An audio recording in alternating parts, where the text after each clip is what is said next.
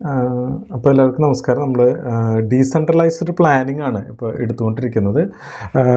1996 August 17 നമ്മൾ people's plan campaign എന്ന് പറഞ്ഞിട്ട് ഒരു പ്രധാനപ്പെട്ട ഒരു പദ്ധതി കേരള സർക്കാർ മുന്നോട്ട് വയ്ക്കുകയുണ്ടായി.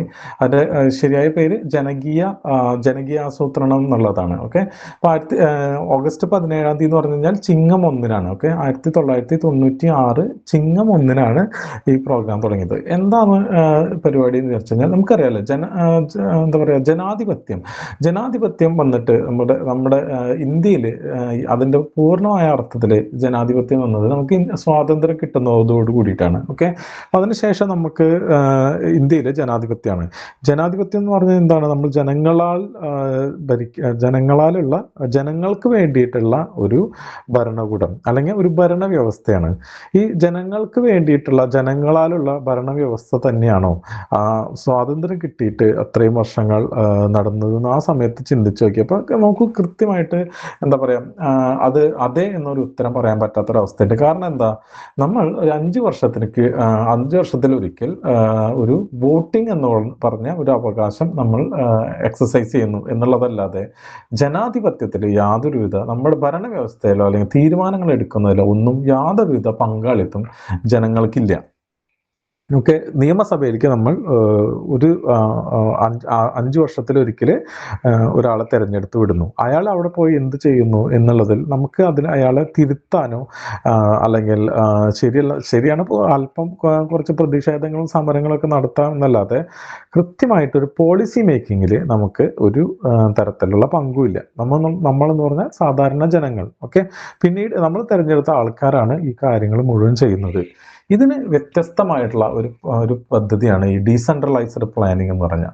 നമുക്കറിയാം, പഞ്ചായത്തി രാജ് ആക്ട് വന്നത് 73-74 ഭേദഗതിയോട് കൂടിയിട്ട് വരികയും 1994 കേരള പഞ്ചായത്തി രാജ് ആക്ട് നടപ്പിലാക്കുകയും ചെയ്തു. ഓക്കെ, അതിനുശേഷം 2 വർഷത്തിന് ശേഷം ആണ് ഇത് കുറച്ചുകൂടി കൃത്യമായൊരു ജനങ്ങളിലേക്ക് എത്തിക്കുന്ന രീതിയിലുള്ള പ്രവർത്തനങ്ങൾ വരുന്നത്. ആ ക്യാമ്പയിനാണ് ജനകീയ ആസൂത്രണം എന്ന് പറയുന്നത്. ഓക്കെ, അതിൻ്റെ ഡീറ്റെയിൽ ആയിട്ട് നമുക്ക് നോക്കാം. Kerala is a pioneer in decentralized participatory planning in India. Okay, the Kerala Panchayat Raj Act 1994, അതുപോലെ തന്നെ Kerala municipality act 1994 legally empowered self government institutions. നിങ്ങൾക്ക് എല്ലാവർക്കും അറിയാലോ, 29 ഫങ്ഷൻസ് പഞ്ചായത്തുകളിലേക്കും റൂറൽ പഞ്ചായത്തുകളിലേക്കും അതുപോലെ തന്നെ 18 ഫങ്ഷൻസ് മുനിസിപ്പാലിറ്റികളിലേക്കും ഡിവോൾവ് ചെയ്തുകൊണ്ടാണ് നമ്മുടെ 73-ാം ഭരണഘടനാ ഭേദഗതിയും 74-ാം ഭരണഘടനാ ഭേദഗതിയും വന്നത്. എന്നാൽ ഈ ഭരണഘടനാ ഭേദഗതിയും അതിനുശേഷം എല്ലാ സംസ്ഥാനങ്ങളും നിയമങ്ങൾ ഉണ്ടാക്കിയെങ്കിൽ കൂടി ഈ ഫങ്ഷൻസ് ഒന്നും എല്ലാ സംസ്ഥാനങ്ങളും എന്താ പറയുക, ചെറിയ ലോക്കൽ സെൽഫ് ഗവൺമെൻറ്റുകൾക്ക്, തദ്ദേശ സ്വയംഭരണ സ്ഥാപനങ്ങൾക്ക് കൊടുക്കുകയുണ്ടായില്ല. പല ഗവൺമെൻറ്റുകളും വളരെ വലിയ വൈമുഖ്യം അതിൽ കാണിച്ചു ഫങ്ഷൻസ് ട്രാൻസ്ഫർ ചെയ്യാൻ വേണ്ടിയിട്ട്. നമ്മൾ ഫയർഫോഴ്സ് ഒഴികെയുള്ള ബാക്കി എല്ലാ ഫങ്ഷൻസും ഭരണഘടനാ ഭേദഗതിയിൽ പറഞ്ഞ എല്ലാ ഫങ്ഷൻസും നമ്മൾ എന്താ പറയുക, ഡിവോൾവ് ചെയ്ത് കൊടുത്തു. ഓക്കെ, അപ്പോൾ അത്തരത്തിലുള്ള ഫങ്ഷൻസ് കിട്ടി. പിന്നെന്താ വേണ്ടത്? ഫങ്ഷണറീസ് വേണം, അല്ലേ? നമുക്ക് ഭരിക്കാൻ വേണ്ടിയിട്ട് ഈ പറഞ്ഞ ഈ കാര്യങ്ങളൊക്കെ ചെയ്യണം. അതിന് വേണ്ടിയിട്ടുള്ള കുറേ സ്ഥാപനങ്ങളുണ്ട്. ഇപ്പോൾ ഉദാഹരണത്തിന് വിദ്യാഭ്യാസ സ്ഥാപനങ്ങൾ, അതുപോലെ കൃഷി ഭവൻ, കൃഷി വകുപ്പിൻ്റെ സ്ഥാപനങ്ങൾ, ആരോഗ്യ സ്ഥാപനങ്ങൾ, ഇതൊക്കെ വഴിയാണല്ലോ ഗവൺമെൻറ്റുകൾ അവരുടെ പോളിസികളും പ്രവർത്തനങ്ങളൊക്കെ നടത്തുക. ഇതും അതുപോലെ ഗവൺമെൻറ്റുകൾക്ക്, സെൽഫ് ഗവൺമെൻറ്റുകൾക്ക് ട്രാൻസ്ഫർ ചെയ്ത് കൊടുത്തു. ഓക്കെ, അപ്പോൾ ഫങ്ഷണറീസും കൊടുത്തു. ഇനി അടുത്ത കാര്യം എന്താ? ഫങ്ഷണറീസ് കൊടുക്കുക എന്ന് പറഞ്ഞാൽ നമുക്ക് ഇതിൽ ഡീസെൻട്രലൈസ്ഡ് പ്ലാനിങ്ങിൽ വലിയ കാര്യമായിട്ട് പഠിക്കാനില്ലാത്തതുകൊണ്ടാണ് പഞ്ചായത്തുകൾക്ക് LP സ്കൂൾ വരെയുള്ള സ്കൂളുകൾ ഗ്രാമപഞ്ചായത്തുകൾക്കും LP കഴിഞ്ഞ ശേഷം ഹൈസ്കൂള് ഒക്കെയുള്ള സ്കൂളുകൾ ജില്ലാ പഞ്ചായത്തുമാണ് അതിൻ്റെ മേൽനോട്ടം വഹിക്കുന്നത്, നിങ്ങൾക്കറിയാലോ, അല്ലേ? അതുപോലെ തന്നെ കൃഷിഭവൻ പോലെയുള്ള, അതുപോലെ പ്രൈമറി ഹെൽത്ത് സെൻറ്റർ പോലെയുള്ളതൊക്കെ ഇപ്പോൾ ആരാണ് ഭരിക്കുന്നത്? തദ്ദേശ സ്വയംഭരണ സ്ഥാപനങ്ങളാണ്. ഇത് മുമ്പ് സംസ്ഥാന ഗവൺമെൻറ്റിൻ്റെ കീഴിലുണ്ടായിരുന്നതാണ്. ഇതൊക്കെ മാറ്റി കാര്യങ്ങളൊക്കെ നിങ്ങൾക്കറിയാലോ. അപ്പോൾ ഈ ഫങ്ഷൻസും ഫങ്ഷണറീസും മാത്രമല്ല, ഫിനാൻസും കൂടി നമ്മൾ കേരള ഗവൺമെൻറ് ഇത്തരത്തിൽ താഴെക്കിടയിലുള്ള ഗവൺമെൻറ്റുകൾക്ക് കൊടുത്തു. അതിൽ ഏറ്റവും പ്രധാനപ്പെട്ട ഒരു സ്റ്റാർട്ടിംഗ് ആണ് ഈ 9th പ്ലാൻ സ്റ്റാർട്ട് ചെയ്യുന്ന 1996. സ്റ്റേറ്റിൻ്റെ ഡെവലപ്മെൻറ്റ് പ്ലാൻ ഫണ്ട് ഉണ്ടല്ലോ, മൊത്തം ബഡ്ജറ്റിൻ്റെ 35-40% അല്ല, ഒരു സ്റ്റേറ്റ് പ്ലാൻ ഫണ്ട് ഉണ്ട്. ഈ പ്ലാൻ ഫണ്ടിൻ്റെ 35-40% പൈസയും ഈ തദ്ദേശ സ്വയംഭരണ സ്ഥാപനങ്ങൾക്ക് ഗവൺമെൻറ് കൊടുക്കാൻ തയ്യാറായി. ഇതൊരു വലിയൊരു മുന്നേറ്റമാണ്, വലിയൊരു വിപ്ലവാത്മകമായിട്ടുള്ള ഒരു എന്താ പറയുക തീരുമാനമാണ്. നമുക്ക് മറ്റുള്ള സംസ്ഥാനങ്ങളെ അപേക്ഷിച്ച് നോക്കുമ്പോഴാണ് ഈ കാര്യങ്ങൾ മനസ്സിലാവുക. ഞാൻ നേരത്തെ പറഞ്ഞല്ലോ, ഈ ഫങ്ഷൻസ് പോലും റിവോൾവ് ചെയ്ത് കൊടുത്തിട്ടില്ല.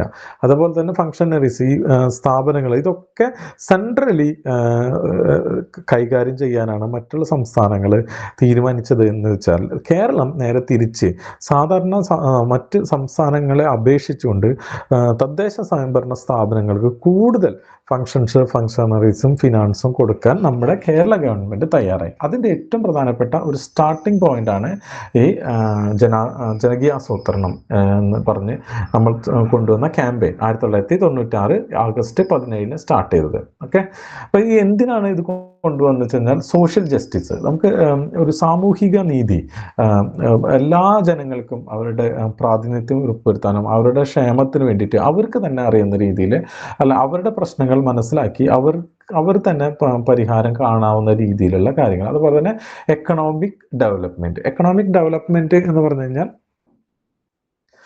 ഏതെങ്കിലും വലിയ വലിയ പദ്ധതികൾ ഉണ്ടാക്കി ഏതെങ്കിലും കുറച്ച് ഭാഗത്തേക്ക് ഒന്നും അല്ല, ഓരോ ആ സ്ഥലത്തെ ജോഗ്രഫിക്കൽ ഏരിയ വെച്ചിട്ട്, അവിടുത്തെ കൾച്ചറൽ സ്പെഷ്യാലിറ്റി വെച്ച്, അവിടുത്തെ എന്താ പറയുക സാധ്യതകൾ, ഓരോ സ്ഥലത്തിൻ്റെ സാധ്യതകളൊക്കെ വെച്ച് അവർക്ക് തന്നെ പ്ലാൻ ചെയ്ത് ഒരു ടൈലർ മെയ്ഡ് ആയിട്ടുള്ള ഒരു ഡെവലപ്മെൻറ്റ് ഉണ്ടാക്കുക എന്നുള്ളതാണ് അതിൻ്റെ ഒരു രണ്ടാമത്തെ ഫിലോസഫി.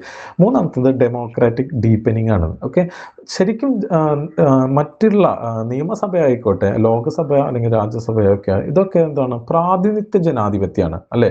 ജനങ്ങൾ ഒരു സ്ഥലത്തും തീരുമാനിക്കുന്നില്ല. കേരള സംസ്ഥാനത്തിൽ കേരള നിയമസഭയുണ്ട്. ഈ നിയമസഭ എന്ന് പറഞ്ഞു കഴിഞ്ഞാൽ ആ ഓരോ മണ്ഡലത്തിലെയും പ്രതിനിധീകരിച്ചുകൊണ്ട് ഒരു വ്യക്തി പോയിട്ട് അവിടെ എന്താ പറയുക, നമ്മുടെ നമ്മൾക്ക് വേണ്ടിയിട്ട് ജനാധിപത്യ പ്രവർത്തനങ്ങൾ നടത്തുകയാണ് ചെയ്യുന്നത്. എന്നാൽ ഒരു ഗ്രാമസഭ എന്ന് പറഞ്ഞു കഴിഞ്ഞാൽ അതൊന്ന് തികച്ചും വ്യത്യസ്തമാണ്. ഗ്രാമസഭ എന്ന് പറഞ്ഞു കഴിഞ്ഞാൽ, ഗ്രാമസഭയിലെ അംഗങ്ങൾ എന്ന് പറഞ്ഞു കഴിഞ്ഞാൽ ആ സ്ഥലത്തെ മൊത്തം എന്താ പറയുക വോട്ടേഴ്സാണ് ഒരു ഗ്രാമസഭയിലുള്ളത്. കൃത്യമായിട്ട് എന്താ പറയുക, പ്രത്യക്ഷ ജനാധിപത്യം എന്ന് പറയുന്നത് ആ സ്ഥലത്ത് മാത്രമേ നടക്കുന്നുള്ളൂ. ബാക്കിയുള്ള എല്ലാ സ്ഥലങ്ങളിലും, മറ്റുള്ള എല്ലാ സ്ഥാപനങ്ങളിലും എന്താണ് നടക്കുന്നത്, പ്രാതിനിധ്യ ജനാധിപത്യമാണ് നടക്കുന്നത്. അപ്പം ഇത് വലിയ ഒരു ജനാധിപത്യത്തിന് വലിയ എന്താ പറയുക ഡീപ്പായിട്ടുള്ള ഒരു റൂട്ട് ഉണ്ടാക്കാൻ സാധിക്കും. ജസ്റ്റ് ആൾക്കാർ പ്രവർത്തിക്കുന്നത് മാത്രമല്ല, ഒരു കപ്പാസിറ്റി ബിൽഡിംഗ് ഉണ്ട് അല്ലേ. ഇപ്പം ജനാധിപത്യത്തിൻ്റെ രീതികൾ, ഓരോ മീറ്റിംഗ് നടത്താനും അതുപോലെ മറ്റ് പ്രശ്നങ്ങളെ പഠിക്കാനും അതിനനുസരിച്ച് ചർച്ച ചെയ്യാനും ഒക്കെയുള്ള കാര്യങ്ങൾ നിയമസഭയിൽ നടക്കും. അപ്പം ഒരു 140 ആൾക്കാർ കേരളത്തിൽ ഉള്ള ആൾക്കാർക്ക്, അത്ര പേർക്ക് അതിന് നോളജ് ഉണ്ടാവുള്ളൂ, അല്ലെങ്കിൽ അതിൽ നിന്ന് കുറച്ചുകൂടി കൂടുതൽ ആൾക്കാർക്ക്. പക്ഷെ ഓരോ തദ്ദേശ സ്വയംഭരണ സ്ഥാപനങ്ങളിലും ഇത് നടക്കുകയാണെങ്കിൽ എന്തായിരിക്കും അവസ്ഥ? അപ്പൊ ആ സ്ഥലങ്ങളിലുള്ള എല്ലാ ആൾക്കാർക്കും ജനാധിപത്യ വ്യവസ്ഥയെ കുറിച്ചും ജനാധിപത്യ രീതികളെ കുറിച്ചും ഒക്കെയുള്ള കാര്യങ്ങൾ കൃത്യമായിട്ട് അറിയാൻ പറ്റും. അത് തന്നെ അറിയില്ല, അതിനുള്ള കപ്പാസിറ്റി ബിൽഡിംഗ് കൂടി നടത്തണം. അപ്പൊ അതിന് ഈ 96 ജനകീയാസൂത്രണത്തിലെ ഏറ്റവും പ്രധാനപ്പെട്ട കാര്യം എന്ന് വെച്ച് കഴിഞ്ഞാൽ ഈ റിസോഴ്സ് പേഴ്സൺസിനെ ട്രെയിൻ ചെയ്യുക എന്നുള്ളതാണ്. ട്രെയിനിങ്ങും കൂടി ഇതിന്റെ ഭാഗമാണ്. ഇപ്പൊ നമുക്കറിയാം Kerala institute of local administration ഇതെന്താ ചെയ്യുന്നത്, ഈ പറഞ്ഞ കപ്പാസിറ്റി ബിൽഡിംഗ് ഉണ്ടാക്കുകയാണ് ചെയ്യുന്നത്. കപ്പാസിറ്റി ബിൽഡിംഗ് എന്ന് പറഞ്ഞു കഴിഞ്ഞാൽ ഇത്രയും എന്താ പറയുക, വളരെ വികേന്ദ്രീകൃതമായിട്ട് എല്ലാ തദ്ദേശ സ്ഥാപനങ്ങളിലും ഇത്തരത്തിലുള്ള ജനകീയ പ്രസ്ഥാനങ്ങളും ജനാധിപത്യ രീതിയിലുള്ള പ്രവർത്തനങ്ങളും വേണമെങ്കിൽ അവിടെയുള്ള ആൾക്കാർക്കും ഈ അറിവ് വേണമല്ലോ. അപ്പം ഈ അറിവുകളൊക്കെ ഡിസമിനേറ്റ് ചെയ്യുന്നതും അതിനെ ട്രെയിൻ ചെയ്യുന്നതും ആയിട്ടുള്ള സ്ഥാപനമാണ് ഇത്തരത്തിലുള്ള സ്ഥാപനങ്ങൾ നമ്മൾക്ക് വളരെ സ്ട്രോങ് ആയിട്ട് വരുന്നു എന്ന് കൂടി അതിന്റെ അർത്ഥമാണ്. ഓക്കെ, അപ്പൊ ഇനി എന്താണ് principles? Function, financial, administrative freedom for LSGS. ഞാൻ നേരത്തെ പറഞ്ഞത് subsidiarity, decision made at the lowest appropriated level. ഇത് സബ്സിഡിയറിറ്റി എന്ന് പറഞ്ഞു കഴിഞ്ഞാൽ നമുക്ക് അറിയാം, ഒരു ഒരു ഗ്രാമത്തില് ഒരു ഗ്രാമപഞ്ചായത്തില് നമ്മുടെ ഗ്രാമസഭ എന്ന് പറഞ്ഞു കഴിഞ്ഞാൽ ആ ഗ്രാമപഞ്ചായത്തിലെ എല്ലാ ജനങ്ങളും ചേർന്നതല്ല. നമ്മൾ എന്ത് ചെയ്തിട്ടുണ്ട്? ഒരു ബൈഫർക്കേറ്റ് ചെയ്തിട്ടുണ്ട്, വാർഡുകളാക്കിയിട്ടുണ്ട്. ഇന്ത്യയിലെ എല്ലാ സ്ഥലങ്ങളും ഗ്രാമസഭ നടത്തുന്നത് വാർഡ് ലെവലിലല്ല. ഒരു ഗ്രാമപഞ്ചായത്തില് ആ ഗ്രാമപഞ്ചായത്തിലെ എല്ലാവരും കൂടിയിട്ടുള്ള ഗ്രാമസഭയാണ് ചില സംസ്ഥാനങ്ങളിലെങ്കിലും. ഓക്കെ, കാരണം എന്താ അതിന് പ്രത്യേകത എന്ന് വെച്ച് കഴിഞ്ഞാൽ, അതും കേരളത്തിന്റെ ഒരു പ്രത്യേകതയാണ്. നമ്മുടെ പഞ്ചായത്തുകൾ എന്ന് പറഞ്ഞു കഴിഞ്ഞാൽ മറ്റ് സംസ്ഥാനങ്ങളെ അപേക്ഷിച്ച് വലിയ പഞ്ചായത്തുകളാണ്. ഒരുപാട് ജനങ്ങൾ ഉള്ള വലിയ പോപ്പുലേഷനുള്ള പഞ്ചായത്താണ്.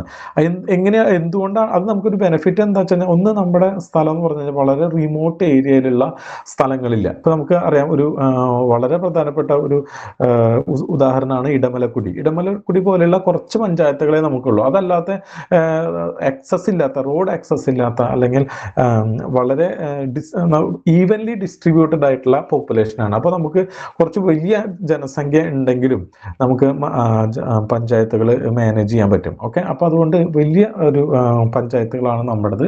ആ പഞ്ചായത്തിൽ തന്നെ വാർഡ് അടിസ്ഥാനത്തിലാണ് ഗ്രാമസഭ നടത്തുന്നത്. അപ്പൊ ഒരു വാർഡിന്റെ പ്രശ്നം അവിടുത്തെ വാർഡിൽ മാത്രം പരിഹരിക്കാവുന്നതാണെങ്കിൽ, അപ്പൊ ആ വാർഡിൽ തന്നെ ഗ്രാമസഭ കൂടി അവിടെ ഒരു പ്ലാൻ തയ്യാറാക്കി ആ പ്രവർത്തനം നടത്തുകയും ചെയ്യുക. ഇനിയിപ്പോ ചിലപ്പോ ഒരു ജലസംഭരണിയെ കുറിച്ച് ഒരു 3-4 വാർഡിന്റെ ഉൾക്കൊള്ളുന്ന സ്ഥലത്ത് ഒരു ജലസംഭരണി നിർമ്മിക്കേണ്ടതാണെങ്കിൽ, അപ്പൊ ആ ഒരു വാർഡ് അംഗങ്ങൾ മാത്രം വിചാരിച്ച പോരാ, അപ്പുറത്തുള്ള 3-4 വാർഡുകൾ വിചാരിക്കണം. അപ്പൊ അവരെന്താ ചെയ്യുക? ഇപ്പൊ 3-4 വാർഡുകൾ കൂടിയിട്ട് തീരുമാനം എടുക്കണം. അപ്പൊ അത് എവിടെ തീരുമാനം എടുക്കണം? ഗ്രാമപഞ്ചായത്ത് ലെവലിൽ തീരുമാനം എടുക്കണം. ആദ്യത്തത് വാർഡ് ലെവലിലാണ് തീരുമാനം എടുക്കുക. ഇനി അത് ഒഴികെ വേറെ ഏതെങ്കിലും ഒരു വലിയൊരു കണക്ടിവിറ്റി, ഒരു വലിയൊരു റോഡ് ഉണ്ടാക്കുന്ന ഒരു പരിപാടിയാണെന്ന് വിചാരിക്കുക. അപ്പൊ ആ സ്ഥലത്ത് എന്ത് ചെയ്യണം? 2-3 പഞ്ചായത്തുകൾ കൂടിയിട്ട് വേണ്ടിവരും ആ ഒരു പ്ലാൻ തയ്യാറാക്കാൻ. അപ്പൊ അതെന്ത് ചെയ്യും? ബ്ലോക്ക് പഞ്ചായത്ത് ഏറ്റെടുക്കും. ഇത്തരത്തില് ലോവസ്റ്റ് ഏറ്റവും അപ്രോപ്രിയേറ്റ് ആയിട്ട് നമുക്ക് കംപ്ലീറ്റ് ആയിട്ട് ചെയ്യാൻ പറ്റുന്ന തലത്തിൽ ഈ പ്രവർത്തനങ്ങൾ നടത്തുന്നതിനാണ് സബ്സിഡിയറിറ്റി എന്ന് പറയാം. ഓക്കെ, അതുപോലെ തന്നെ complementarity, coordination between tyres of government. ഇപ്പൊ നമുക്കറിയാലോ, ഗ്രാമപഞ്ചായത്ത് എന്ന് പറഞ്ഞാൽ ഈ റൂറലില് മാത്രമേ ഈ പ്രശ്നമുള്ളൂ. അർബനിലെ മുനിസിപ്പാലിറ്റി എന്ന് പറഞ്ഞ ഒരൊറ്റ ടയറുള്ളൂ. ആ മുനിസിപ്പാലിറ്റി അതിലെ വാർഡ് കൗൺസിലേഴ്സിന് തീരുമാനിക്കാം. പക്ഷെ റൂറൽ ഏരിയയിൽ എങ്ങനെയാണ്? ഒരു 5-6 ഗ്രാമപഞ്ചായത്തുകൾ കൂടിയിട്ട് ബ്ലോക്ക് പഞ്ചായത്ത് വരും. ഈ ബ്ലോക്ക് പഞ്ചായത്തിന്റെ ചുമതല എന്താണ്? അതുപോലെ തന്നെ ഒരു 10-12 ബ്ലോക്ക് പഞ്ചായത്തുകൾ കൂടിയിട്ട് ഒരു ജില്ലാ പഞ്ചായത്ത് വരും. അപ്പൊ ഈ ജില്ലാ പഞ്ചായത്ത് എന്ത് ചെയ്യണം? ബ്ലോക്ക് പഞ്ചായത്ത് എന്ത് ചെയ്യണം? അതുപോലെ തന്നെ ഗ്രാമപഞ്ചായത്ത് എന്ത് ചെയ്യണം? ഇത് അങ്ങോട്ടും ഇങ്ങോട്ടും പരസ്പരം കോംപ്ലിമെന്ററി ആയിട്ട് വർക്ക് ചെയ്യാം. ഓക്കെ, അതുപോലെ യൂണിഫോമിറ്റി, എല്ലാ കാര്യത്തിലും ഒരു സ്റ്റാൻഡേർഡ് റൂൾസ് ആൻഡ് പ്രൊസീജിയേഴ്സ് ഉണ്ട്. ആ ഒരു പ്രൊസീജിയറിൽ വെച്ചിട്ട് ഈവൻ ഒരു ഗ്രാമപഞ്ചായത്ത് പ്ലാൻ തയ്യാറാക്കുന്നതിന് അതിന് എന്തൊക്കെയാണ് അതിൻ്റെ ഉള്ളിൽ വേണ്ടത്, ഉള്ളടക്കം. അതിൽ ആദ്യം ഒരു ചെറിയ ചരിത്രം, ഒരു ഗ്രാമപഞ്ചായത്തിന്റെ ചരിത്രം, പിന്നെ ഓരോ വിഭാഗത്തിന്, ഇപ്പോൾ കന്നുകാലി വളർത്തൽ, അതിൽ എന്താണ് പ്ലാൻ ഉണ്ടാക്കുന്നത്, അതുപോലെ തന്നെ ഇൻഫ്രാസ്ട്രക്ചർ, അതിനെന്താണ് പ്ലാൻ, ഇതിനുള്ള ഒരു ടെംപ്ലേറ്റ് എന്താ പറയാ, കേരളം മുഴുവനായിട്ട് ഒരൊറ്റ ടെംപ്ലേറ്റ് ആണ് യൂസ് ചെയ്തിരുന്നത്. ഓക്കെ, അതാണ് ഈ യൂണിഫോമിറ്റി എന്ന് പറഞ്ഞാൽ. അവർ എങ്ങനെയാണ് അതേപോലെ തന്നെ പ്രവർത്തനങ്ങൾ നടത്തേണ്ടത്, ഇതിനൊരു ഫേസസ് ഉണ്ട്. ആദ്യം ഗ്രാമസഭ കൂടുന്നു, എന്നിട്ട് അവിടുത്തെ പ്രശ്നങ്ങളെ കുറിച്ച് സംസാരിക്കുന്നു, പഠിക്കുന്നു. അതിനുശേഷം ഒരു ഡെവലപ്മെന്റ് സെമിനാർ വെക്കുന്നു. അതിനുശേഷം പഞ്ചായത്ത് തീരുമാനിച്ച ഒരു വികസന രേഖ തയ്യാറാക്കുന്നു. മനസ്സിലായോ? ടാസ്ക് ഫോഴ്സ് രൂപീകരിക്കുന്നു. ഇതൊരു പഞ്ചായത്ത് ഒരു തരത്തിൽ ചെയ്ത് വേറെ പഞ്ചായത്ത് വേറെ തരത്തിലല്ല ചെയ്യാം. എല്ലായിടത്തും യൂണിഫോം ആയിട്ട് കാര്യങ്ങൾ ചെയ്യും. ഓക്കെ, അതേപോലെ തന്നെ transparency, open decision making and access to information. ഗ്രാമസഭയിലാണ് ഡിസിഷൻസ് എടുക്കുന്നത്. അതേപോലെ തന്നെ ഈ ട്രാൻസ്പെറന്റ് ആണ്. അതിനുള്ള പ്രൊവിഷൻസ്, ഈ റൈറ്റ് ടു ഇൻഫർമേഷൻ വന്നപ്പോൾ പിന്നെ ഇത് അത്ര പ്രസക്തമല്ലാതായി. കാരണം റൈറ്റ് ടു ഇൻഫർമേഷൻ നമുക്കറിയാലോ, ഏതൊരു ഡോക്യുമെന്റും ചില എക്സെപ്ഷൻസ് ഒഴികെ ബാക്കി ഏതൊരു ഡോക്യുമെന്റും, ഗവൺമെന്റ് ഡോക്യുമെന്റും ഏതൊരു പൗരനും പരിശോധിക്കാവുന്ന, അതിന്റെ വിവരങ്ങൾ കിട്ടാനുള്ള സൗകര്യം നമുക്ക് വിവരാവകാശ രേഖയിലുണ്ട്, അല്ലെങ്കിൽ വിവരാവകാശ നിയമത്തിലുണ്ട്. എന്നാൽ ഈ ട്രാൻസ്പെറൻസി, ഈ പറഞ്ഞ റൈറ്റ് ടു ഇൻഫർമേഷൻ എന്നുള്ള, അല്ലെങ്കിൽ റൈറ്റ് ടു നോ എന്നുള്ള ഒരു സ്കോപ്പ് ഈ കേരള പഞ്ചായത്ത് രാജില് വിവരാവകാശം വരുന്നതിന് മുമ്പേ ഉണ്ട്. ഓക്കെ, അപ്പോൾ അത് ട്രാൻസ്പെറൻ്റ് ആയിട്ടാണ് ഈ പരിപാടി തുടങ്ങിയത്. അതുപോലെ തന്നെ people participation in planning, implementation and monitoring. പണ്ട് പീപ്പിൾ പാർട്ടിസിപ്പേഷൻ വളരെ കൂടുതൽ ഈ പറഞ്ഞ പ്രോഗ്രാമിൽ ജനകീയ ആസൂത്രണത്തിൻ്റെ സമയത്താണ് ഈ പഞ്ചായത്തിൻ്റെ അല്ലെങ്കിൽ ഭരണ തലത്തിൽ ഈ പോളിസി മേക്കിങ്ങിലായാലും ശരി, പ്ലാനിങ്ങിലായാലും ശരി, ഇംപ്ലിമെൻറ്റേഷനായാലും ശരി, മോണിറ്ററിങ്ങിലായാലും ശരി, കൂടുതലായിട്ട് ആൾക്കാർ എന്താ പറയുക ഇൻവോൾവ് ചെയ്യാൻ തുടങ്ങിയത്. ആ ഒരു ക്യാമ്പയിൻ്റെ ഒരു പ്രത്യേകതയാണത്. ഓക്കെ, ജസ്റ്റ് കുറച്ച് മൈൽ സ്റ്റോൺസുകൾ നോക്കാം. 1994 കേരള പഞ്ചായത്ത് രാജ് ആക്ട് വന്നു. അതിനുശേഷം കുറച്ച് അമെൻമെന്റ്സ് വരുത്തി. അതിനുശേഷം 1995-96 കുറച്ച് അമെൻമെന്റുകൾ വരുത്തി. 96 ക്യാമ്പയിൻ സ്റ്റാർട്ട് ചെയ്തു ഈ 9th പ്ലാനുമായിട്ട് ബന്ധപ്പെട്ട്. 99 കാര്യമായിട്ട് കേരള പഞ്ചായത്ത് രാജ് അമെൻമെന്റ് ചെയ്തു. അതെന്താ കാരണം വെച്ച് കഴിഞ്ഞാൽ, ഒന്ന് ഒരു സെൻ കമ്മിറ്റിയുടെ റിപ്പോർട്ട് വന്നു, അതേപോലെ തന്നെ ആദ്യത്തെ ഫിനാൻസ് കമ്മീഷന്റെ റിപ്പോർട്ട്. ഇത് രണ്ടും അനുസരിച്ച് ഒരുപാട് ചേഞ്ചസ് ഈ പറഞ്ഞ കേരള പഞ്ചായത്ത് രാജ് ആക്ടിൽ വരുത്തി. ഓക്കെ, ഇതെന്തിനാണെന്ന് വെച്ച് കഴിഞ്ഞാൽ ഇത് കൂടുതലായിട്ട് ഡീസെൻട്രലൈസ്ഡ് പ്ലാനിങ്ങിന് ഉതകുന്ന തരത്തിലാണ് ഈ എന്താ പറയുക അമെൻമെന്റ് വരുത്തിയത്. ഓക്കെ, പിന്നെ devolution of powers to LSGS institutionalised.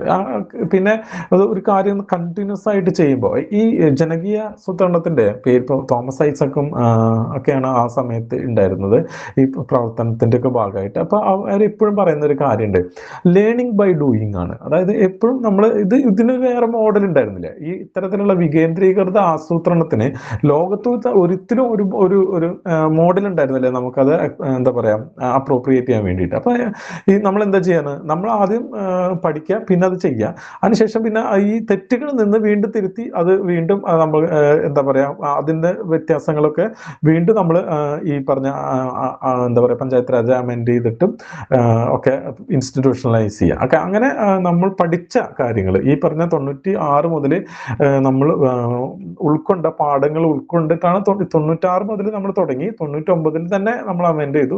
അതിനുശേഷം പിന്നെ മെല്ലെ മെല്ലെ എന്ത് ചെയ്തു, ഇത്തരത്തിലുള്ള ഒരു ഐഡിയോളജി ഇൻസ്റ്റിറ്റ്യൂഷണലൈസ് ചെയ്യാൻ തുടങ്ങി. ഓക്കെ, പിന്നെ എന്ത് ചെയ്തു വെച്ചാൽ 2009 മുതൽ ഈ ഓഡിറ്റ്, അതുപോലെ ട്രാൻസ്പെറൻസി, സോഷ്യൽ ഓഡിറ്റ്, ഇത്തരത്തിലുള്ള കാര്യങ്ങളൊക്കെ സ്ട്രെങ്തൻ ചെയ്യാൻ തുടങ്ങി. ഓക്കെ, നമുക്കത് പഠിക്കാണ്ട് ഏതൊക്കെയാണെന്നുള്ളത്.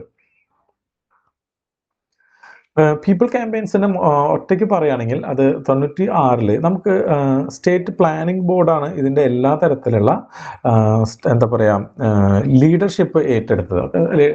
പ്ലാനിംഗ് ബോർഡ് തന്നെയാണ് ഈ റിസോഴ്സ് പേഴ്സൺസിന് ഉള്ള പരിശീലനം, അതുപോലെ തന്നെ ഇത്തരത്തിലുള്ള പ്ലാനിങ്ങിൻ്റെ മോഡൽസ് അവതരിപ്പിക്കുന്നതൊക്കെ. ഓക്കെ, അതുപോലെ തന്നെ massive people involvement in planning, വളരെയധികം ജനപങ്കാളിത്തം ഇതിലുണ്ടായിരുന്നു. Role of grama sabha role of grama sabha central to planning process.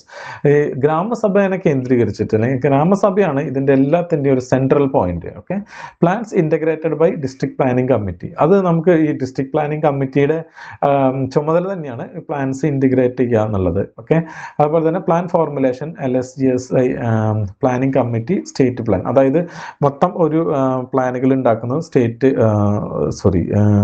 തദ്ദേശ സ്വയംഭരണ സ്ഥാപനം ഒരു പ്ലാൻ ഉണ്ടാക്കുന്നു.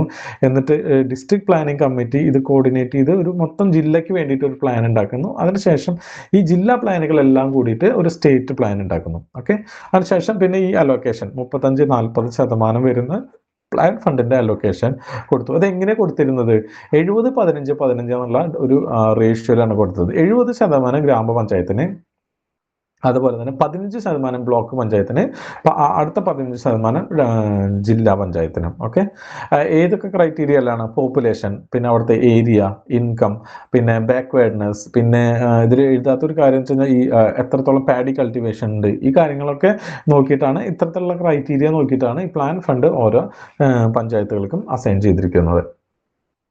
ഇനി എന്തൊക്കെയാണ് ഇതിൻ്റെ പ്ലാനിങ്ങിൻ്റെ സ്റ്റെപ്പുകൾ നോക്കാം. ഡീസെൻട്രലൈസ്ഡ് പ്ലാനിങ്ങിൽ ഒന്ന് പ്രീ പ്ലാനിങ് ആണ്.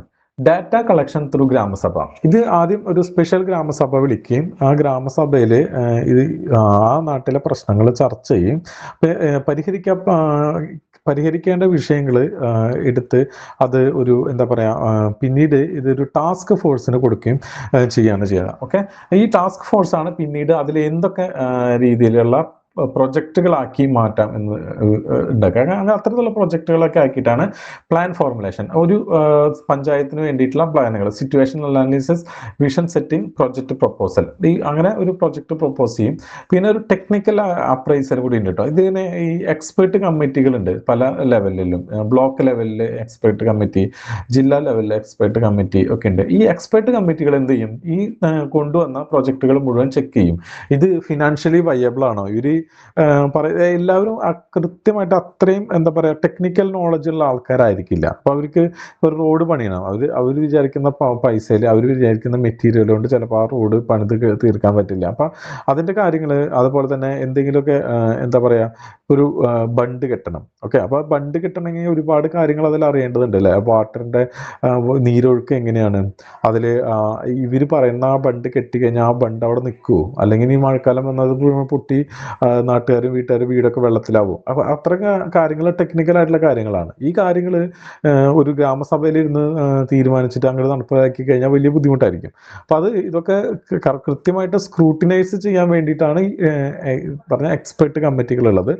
ബ്ലോക്ക് ലെവലിലും അതുപോലെ തന്നെ ജില്ലാ ലെവലിലും ഇത്തരത്തിലുള്ള എക്സ്പെർട്ട് കമ്മിറ്റികളുണ്ട്. ഇവരത് ചെക്ക് ചെയ്തിട്ട് പ്ലാൻ വയബിൾ ആണോ അല്ലെന്ന് നോക്കി അത് അപ്രൂവൽ കൊടുക്കും. ഓക്കെ, അത്തരത്തിലുള്ള അപ്രൂവൽ കൊടുത്ത പ്ലാനുകളാണ് നമുക്ക് പ്രൊജക്റ്റായിട്ട് വരുള്ളൂ. ഓക്കെ, അതിനുശേഷം ഇത് ഇൻ്റഗ്രേറ്റ് ചെയ്യണ്ടേ, പല സ്ഥലങ്ങളിലത്തെയും പ്ലാനുകൾ ഇൻ്റഗ്രേറ്റ് ചെയ്യണം. അപ്പം അതിന് ബ്ലോക്ക്, ഡിസ്ട്രിക്ട് പഞ്ചായത്തുകളും അതുപോലെ DPCയും ഇത് ഇൻ്റഗ്രേറ്റ് ചെയ്യും. അതിനുശേഷം പിന്നെ പ്ലാൻ അപ്രൂവൽ ചെയ്ത് കഴിഞ്ഞാൽ അത് ഇംപ്ലിമെൻറ്റ് ചെയ്യാം. Annual plans passed by elected bodies implemented with public participation.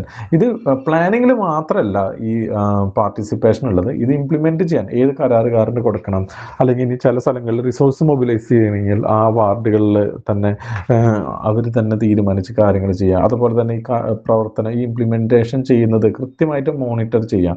കരാറുകാരൻ കൃത്യമായിട്ടാണോ ചെയ്യുന്നത് അല്ലേ, അതിനുള്ള പരിഹാര നടപടികൾ എന്താണ്, ഇതിലൊക്കെ എന്താണ് ജനങ്ങളുടെ പങ്കാളിത്തമുണ്ട്. ഗവൺമെന്റിന്റെ ഒരു സോൾ റെസ്പോൺസിബിലിറ്റി അല്ല എന്നുള്ളതാണ് ഈ പറഞ്ഞു വരുന്നത്. അതിൽ ഏറ്റവും പ്രധാനപ്പെട്ടതാണ് ഗ്രാമസഭ. നമുക്കറിയാലോ 243A ആണ് പഞ്ചായത്ത് ഭരണഘടനയിലെ ഗ്രാമസഭ എന്നുള്ളത്. അപ്പം നമ്മുടെ ഗ്രാമസഭ അതിൽ ജസ്റ്റ് ഒരു മോഡൽ ഗ്രാമസഭയാണ് ഈ 243A കൊടുത്തിരിക്കുന്നത്. കേരള പഞ്ചായത്ത് രാജ് ആക്ട് 1999 അമെൻഡ് ചെയ്തിട്ടുള്ള പ്രകാരം ഗ്രാമസഭയ്ക്ക് ഒരു വളരെ വൈഡായിട്ടുള്ള എന്താ പറയുക ഡിസിഷൻ മേക്കിംഗ് പവേഴ്സും അതോറിറ്റിയും റെസ്പോൺസിബിലിറ്റി അസൈൻ ചെയ്ത് കൊടുത്തിട്ടുണ്ട്. Okay, Kerala panchayat Raj ആക്ടിൽ all registered voters in the ward of A ഗ്രാമപഞ്ചായത്ത് മീൻസ് ഗ്രാമസഭ എന്ന് പറഞ്ഞാൽ അറിയാലോ അതാണ്. പിന്നെ വാർഡ് മെമ്പർ ആണ് ആരായിരിക്കുക? കൺവീനർ ആയിരിക്കുക. പ്രസിഡന്റ് അതിന്റെ അധ്യക്ഷനായിരിക്കും. പിന്നെ 3 മാസത്തിൽ ഒരിക്കൽ നിർബന്ധമായിട്ടും ഗ്രാമസഭ വെക്കണം. കോറം എന്ന് പറഞ്ഞു കഴിഞ്ഞാൽ 10%. ഇനി അഥവാ ഒരു തവണ കോറം ഇല്ലെങ്കിൽ പിന്നെ വരുമ്പോൾ 50 ആൾക്കാരെങ്കിലും മിനിമം ഉണ്ടായാൽ മതി. ഈ ഏതെങ്കിലും തരത്തിലുള്ള സ്പെഷ്യൽ എന്താ പറയുക മീറ്റിംഗ് വെക്കണമെങ്കിൽ 10% ആൾക്കാർ ഒരു വെള്ള പേപ്പറിൽ എഴുതി 110 തന്നെയാണ് 10%. 110 എന്ന് പറഞ്ഞു കഴിഞ്ഞാൽ 10% അല്ലേ? 210 എന്ന് പറഞ്ഞാൽ 20%. ഓക്കെ, ഓക്കെ, 10% ആൾക്കാർ റൈറ്റിങ്ങിൽ ഇനി ഒരു എന്താ പറയുക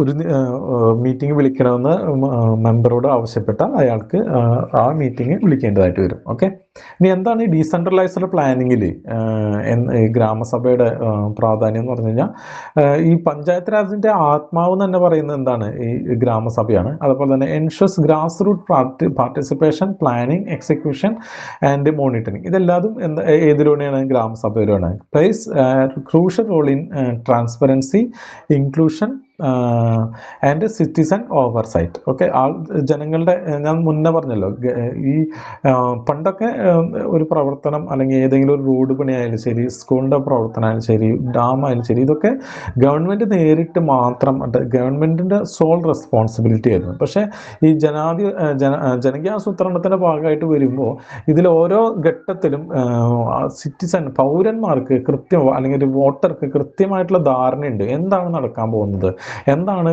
ചെയ്യേണ്ടത്, എന്താണ് ചെയ്യാൻ പറ്റാത്തത് അല്ലെങ്കിൽ ചെയ്യാതിരിക്കുന്നത്. അപ്പോൾ ഇതിനെക്കുറിച്ചുള്ള കാര്യങ്ങളൊക്കെ കൃത്യമായിട്ട് അറിയാനും അതേപോലെ തന്നെ അതിൽ ആക്ഷൻ എടുക്കാനും ജനങ്ങളെ എന്താ പറയുക ശക്തിപ്പെടുത്തി എന്നുള്ളത് കൂടിയാണ് ഈ ജനകീയ ആസൂത്രണത്തിൻ്റെ ഒരു പ്രധാനപ്പെട്ട കാര്യം. ഓക്കെ, ഇനി roles and functions. Planning and decision making help in formulating annual and 5-year plans. ഒരു 5-year പ്ലാൻസും ആനുവൽ പ്ലാൻസും ഉണ്ടാക്കാൻ ഫോർമുലേറ്റ് ചെയ്യാനും എന്താ പറയുക ഗ്രാമസഭയാണ് ഹെൽപ്പ് ചെയ്യുന്നത്. ഈ ഹെൽപ്പ് ചെയ്യാന്ന് പറഞ്ഞാൽ ഓരോ ഏതൊക്കെ പ്രവർത്തനങ്ങൾ നടത്തണമെന്ന് ഗ്രാമസഭ തീരുമാനിക്കുകയും, ഞാൻ നേരത്തെ പറഞ്ഞല്ലോ പഞ്ചായത്ത് പ്ലാൻ ഉണ്ടാക്കുന്നത്. അപ്പോൾ ഈ പറഞ്ഞ കാര്യങ്ങളൊക്കെ ഉൾക്കൊള്ളിച്ചതാണ് ഈ പഞ്ചായത്ത് പ്ലാൻ എന്ന് പറയുന്നത്. ഓക്കെ, അതുപോലെ തന്നെ ജനറേറ്റ് ലോക്കൽ ഡെവലപ്മെന്റ് പ്രയോറിറ്റീസ്. ലോക്കലായിട്ടുള്ള പ്രയോറിറ്റീസ് എന്താണ്? ഒരു സ്ഥലത്ത് ചിലപ്പോൾ സ്കൂളില്ലാത്തതായിരിക്കാം ഏറ്റവും വലിയ പ്രയോറിറ്റി, കാരണം കുട്ടികളൊക്കെ ഒരുപാട് ദൂരം നടന്നു പോകുന്നതായിരിക്കും. ചില സ്ഥലങ്ങളിൽ എന്തെങ്കിലും മാർക്കറ്റ് ഇല്ലാത്തതായിരിക്കാം, അതല്ലെങ്കിൽ കുളം അല്ലെങ്കിൽ ജലത്തിന്റെ പ്രശ്നം ദൗർബല്യമുള്ളതായിരിക്കും. അത് ഓരോ സ്ഥലത്തും ഓരോ വ്യത്യസ്തമായിട്ടുള്ള പ്രശ്നങ്ങളാണല്ലോ. ആ പ്രയോറിറ്റീസ് എന്താണെന്ന് അവിടുത്തെ ആൾക്കാരാണ് തീരുമാനിക്കേണ്ടതും എന്താ പറയുക നടപ്പിൽ വരുത്തേണ്ടതും. Prepare final list of beneficiaries for welfare scheme. Welfare സ്കീമുകളൊക്കെ ആണെങ്കിൽ അതിൽ എന്താ പറയുക ബെനിഫിഷ്യറീസിനെ ഫൈനലൈസ് ചെയ്യുക. Monitoring and supervision. Review past and current years development programmes and finances. കഴിഞ്ഞ വർഷം നമ്മൾ പ്ലാൻ ചെയ്തത് എന്തൊക്കെ നടന്നു, അതുപോലെ തന്നെ അതിൻ്റെ ഫിനാൻസ് എങ്ങനെയാണ്, അതിന് സാമ്പത്തികമായിട്ട് ഉള്ള ചെലവ് വരവ് കാര്യങ്ങൾ ഇതൊക്കെ മോണിറ്റർ ചെയ്യുക. Monitor beneficiary committees development works, verify eligibility of welfare recipients. ആർക്കാണ് ഈ കാര്യങ്ങൾ കൊടുക്കേണ്ടത് അതൊക്കെ വെരിഫൈ ചെയ്യാം. Okay, suggest location for public utilities. Street light എവിടെ വേണം, ടാപ്പ് എവിടെ വേണം, മറ്റുള്ള കാര്യങ്ങളൊക്കെ എവിടെ വേണം എന്നുള്ളത് സജസ്റ്റ് ചെയ്യാം. ഓക്കെ, അതുപോലെ തന്നെ ഏറ്റവും പ്രധാനപ്പെട്ടതാണ് ഈ community engagement. Mobilise voluntary labour and resources. Voluntary ആയിട്ട് ഇപ്പം എല്ലാ കാര്യങ്ങളും പണം കൊണ്ട് തന്നെ ചെയ്യേണ്ടതുണ്ടാവില്ല. ചിലപ്പോൾ ചില സമയങ്ങൾ റോഡ് വെട്ടുക, അല്ലെങ്കിൽ കുളം വൃത്തിയാക്കുക, അല്ലെങ്കിൽ സ്കൂൾ വൃത്തിയാക്കുക, ഇങ്ങനെയുള്ള കാര്യങ്ങൾ എല്ലായ്പ്പോഴും ഒരു പ്ലാൻ ഫണ്ട് വേണമെന്നില്ല. അത് ചിലപ്പോൾ കുറച്ച് ലേബർ ഇൻറ്റൻസീവ് ആയിട്ടുള്ള കാര്യമായിരിക്കാം. അപ്പോൾ ഒരു വാർഡ് എന്ന് പറഞ്ഞു കഴിഞ്ഞാൽ ഒരുപാട് ആൾക്കാരുണ്ടല്ലോ. അപ്പോൾ അവരിൽ കുറച്ച് ആൾക്കാരെങ്കിലും വന്നാൽ തന്നെ അവിടുത്തെ കാര്യങ്ങൾ വളരെ കൃത്യമായിട്ട് നടക്കാൻ പറ്റും. അപ്പോൾ അതിനെ മൊബിലൈസ് ചെയ്യാം. അത് ഗ്രാമസഭയിൽ ഒരുമിച്ച് തീരുമാനം എടുക്കുമ്പോൾ ആൾക്കാർ വരുമല്ലോ. പിന്നെ promote social harmony, awareness programmes, cleanness drives, organise art sports events. Okay, അതിനുശേഷം transparency and accountability. Seek explanations for decision taken by panchayat. Panchayat ഒരു തീരുമാനം എടുത്തു കഴിഞ്ഞാൽ ആ തീരുമാനങ്ങളെ ഗ്രാമസഭയിൽ ജനങ്ങൾക്ക് ചോദ്യം ചെയ്യാൻ പറ്റും. Okay, ask officials for service commitments and action reports. അവരെ എത്ര സമയത്തിനുള്ളിൽ ഈ പദ്ധതി നടപ്പിലാക്കാൻ പറ്റുന്നോ അതുപോലെ ചെയ്ത കാര്യങ്ങളുടെ റിപ്പോർട്ട് വാങ്ങാനും പറ്റും. Okay, review follow up actions, reasons for non implementation of grama sabha decisions. ഒരു തവണ എടുത്ത തീരുമാനം, ഗ്രാമസഭ എടുത്ത തീരുമാനം അത് എന്തുകൊണ്ട് നടപ്പിലാക്കിയില്ല എന്ന് ചോദിക്കാനും ഇവർക്ക് റെസ്പോൺസിബിലിറ്റിയാണ്. അതുപോലെ തന്നെ ഫംഗ്ഷൻ ആണ്, അവർക്ക് റോൾ ഉണ്ട് അതിൽ. ഇനി റെസ്പോൺസിബിലിറ്റി നോക്കാം. Disseminate information on development scheme. എല്ലാ സ്ഥലത്തും ഈ എന്തൊക്കെയാണ് ഡെവലപ്മെന്റ് സ്കീം എന്നുള്ളത് കൃത്യമായിട്ട് അറിയിക്കുക എല്ലാ ആൾക്കാരെയും. Encourage participation in health, education, sanitation ക്യാമ്പയിൻസിൽ പാർട്ടിസിപ്പേഷൻ ചെയ്യിക്കുക. Collect socio economic data for planning. കൃത്യമായിട്ട് ഒരു ഡാറ്റ ഉണ്ടാക്കണമെങ്കിൽ ഏറ്റവും എളുപ്പം പഞ്ചായത്തിലാണ്, അല്ലെ? ഗ്രാമസഭയിലാണ്. കാരണം അവർക്ക് ആ ഒരു ഗ്രാമസഭയിലുള്ള ആൾക്കാരുടെ കാര്യമാണ് ഡിസൈഡ് ചെയ്യുന്നത്. അപ്പോൾ അതിനുള്ള ഡാറ്റ വേണ്ട രീതിയിൽ കളക്ട് ചെയ്യാം. Provide feedback on development programmes. പഞ്ചായത്തായിട്ട് നടത്തുന്ന ഡെവലപ്മെന്റ് പ്രോഗ്രാംസിൽ അതിന്റെ ഫീഡ്ബാക്ക് കൊടുക്കുക. Promote tax compliance, loan repayment, എൻവയോൺമെന്റൽ cleanness and social unity. Respond emergencies like epidemics and natural disasters. Okay, ഇതൊക്കെയാണ് ഒരു എന്താ പറയാ ഗ്രാമസഭയുടെ ഉത്തരവാദിത്തങ്ങൾ. അതുപോലെ തന്നെ role of the state government. ഈ പ്ലാനിങ്ങിൽ എന്തൊക്കെയാണ് സ്റ്റേറ്റ് ഗവൺമെന്റിന്റെ ജോബ് എന്നുള്ളത്.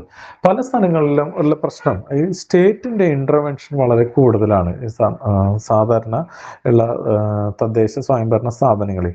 നമ്മുടെ ഈ 73-74 ഭേദഗതി വന്നത് തന്നെ ഇത്തരത്തിലുള്ള സ്റ്റേറ്റ് ഗവൺമെന്റ് ഇന്റർവെൻഷൻ കുറയ്ക്കാനാണ്.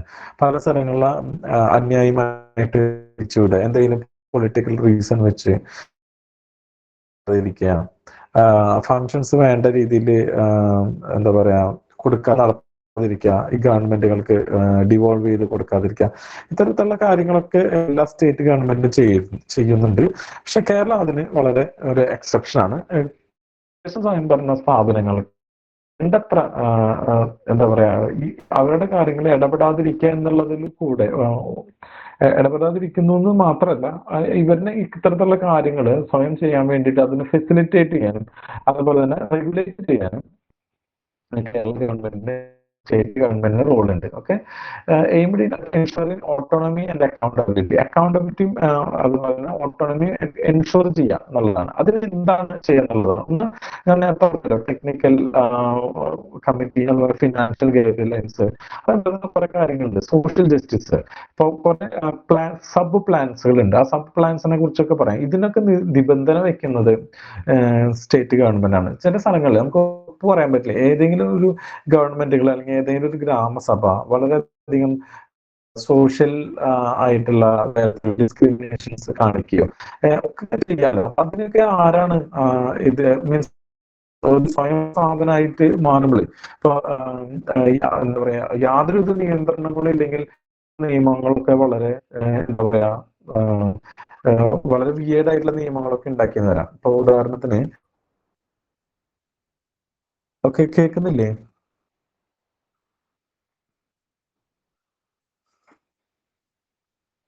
ഹലോ, ഇപ്പൊ കേൾക്കുന്നുണ്ടോ?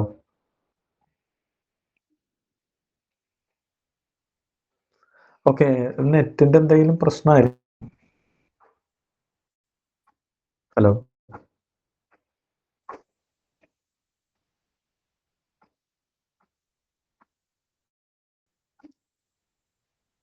ഓക്കെ. ഞാൻ പറഞ്ഞ ഉദാഹരണം ചില സ്ഥലങ്ങളിൽ ഇപ്പോ ഒരു എവിടെ ഞാനൊരു ന്യൂസ് കേട്ടു. അതായത് ഈ എന്തോ ഒരു നിയമം ഉണ്ടാക്കി, അപ്പൊ നിയമം ഉണ്ടാക്കിയ ആളിനെ സോഷ്യലി എന്താ പറയാ നമ്മള് ഭ്രഷ്ട് കൽപ്പിക്കുക, അങ്ങനെയൊക്കെയുള്ള കാര്യങ്ങളൊക്കെ ചെയ്യുന്നുണ്ട് പല സ്ഥലങ്ങളിലും. അതുപോലെ സ്ത്രീകളെ ഏതൊരു നിയമം ഉണ്ടാക്കിയിട്ട് അവരെ നഗ്നയാക്കുക. അപ്പൊ ആ രീതിയിലുള്ള എന്താ പറയാ ഭയങ്കരമായിട്ടുള്ള ഒരു ആന്റി സോഷ്യൽ ആയിട്ടുള്ള എലമെന്റുകൾ കടന്നു വരും. ഇങ്ങനെയൊക്കെയുള്ള കടന്ന് വരുമ്പോൾ അതെ, ഇത്തരത്തിലുള്ള നിയമങ്ങൾ ഉണ്ടാക്കാനും, കാരണം നിയമങ്ങൾ ഉണ്ടാക്കാനാണല്ലോ അധികാരം കൊടുത്തിരിക്കുന്നത്. അപ്പൊ എന്ത് ഉണ്ടാക്കാൻ പറ്റുമോ? ഇല്ല. നമുക്ക് സോഷ്യലി നമ്മുടെ ഒരു ആധുനിക സമൂഹത്തിന് ചേരുന്ന രീതിയിലാണ് കാര്യങ്ങൾ ചെയ്യാൻ പറ്റുള്ളൂ. മാത്രമല്ല ഒരു എക്കണോമിക് ജസ്റ്റിസ് വേണം, അതിൽ സോഷ്യൽ ജസ്റ്റിസ് വേണം. ഓക്കെ, അപ്പൊ അതുപോലെ ഫൈനാൻഷ്യൽ ജസ്റ്റിസ് വേണം. അപ്പൊ നമുക്ക് തീരുമാനം ഉണ്ടാക്കി കുറച്ച് ആൾക്കാർക്ക് വേണ്ടിയിട്ട് ആ പഞ്ചായത്തിലെ മുഴുവൻ ഫണ്ട് ഉപയോഗിച്ച് വേറെ എന്തെങ്കിലും വകമാറ്റി ചെലവാക്കുക, അങ്ങനെയൊക്കെ ചെയ്യാൻ പറ്റുമല്ലോ. അപ്പൊ അതൊക്കെ അങ്ങനെയൊക്കെ തീരെ എന്താ പറയുക ജസ്റ്റിസ് അല്ലാത്ത കാര്യങ്ങളൊക്കെ വരുമ്പോഴാണ് ഈ ഗവൺമെന്റ് ഇടപെടുന്നത്. അതിന് ഉള്ള കൃത്യമായിട്ടുള്ള ഗൈഡ് ലൈൻസുകൾ ഇറക്കുക. ഓക്കെ, അപ്പൊ ഇതൊക്കെ ചെയ്യുന്നത്. പിന്നെ അതുപോലെ തന്നെ ഈ പറഞ്ഞ 99 അമെൻമെന്റ്, രണ്ട് പ്രധാനപ്പെട്ട അമെൻമെന്റുകൾ ഉണ്ട്. അതിലൊന്നാണ് എന്താ പറയാ ഓംബുഡ്സ്മാനും അതുപോലെ തന്നെ അപ്പലേറ്റ് ട്രിബ്യൂണലും. ഓക്കെ, ഈ അപ്പലേറ്റ് ട്രിബ്യൂണലും ഓംബുഡ്സ്മാനും ഈ പറഞ്ഞ 99 അമെൻമെന്റ് ഉണ്ടാക്കിയതാണ്. ഓക്കെ, എന്താണ് ചെയ്തതെന്ന് വിചാരിച്ചു കഴിഞ്ഞാൽ ഈ പറഞ്ഞ ഓംബുഡ്സ്മാൻ എന്ന് പറഞ്ഞു കഴിഞ്ഞാൽ ഏതെങ്കിലും തരത്തിലുള്ള അഴിമതികൾ നടത്തുകയാണെങ്കിൽ അതിനെ തടയുക. അതേപോലെ തന്നെ അപ്പലേറ്റ് ട്രിബ്യൂണൽ എന്ന് പറഞ്ഞു കഴിഞ്ഞാൽ വേറെ ഏതെങ്കിലും തരത്തിലുള്ള പഞ്ചായത്തിന്റെ ഡിസിഷൻസ്, നേരത്തെ പറഞ്ഞ പോലെയുള്ള പല തെറ്റായിട്ടുള്ള ഡിസിഷൻസ് ഉണ്ടാവല്ലോ, ഈ തെറ്റായിട്ടുള്ള ഡിസിഷൻസ് നമുക്ക് ആരെ ക്യാമറ ഓൺ ചെയ്തിരിക്കുന്ന ക്യാമറ ഓഫ് ചെയ്യൂ.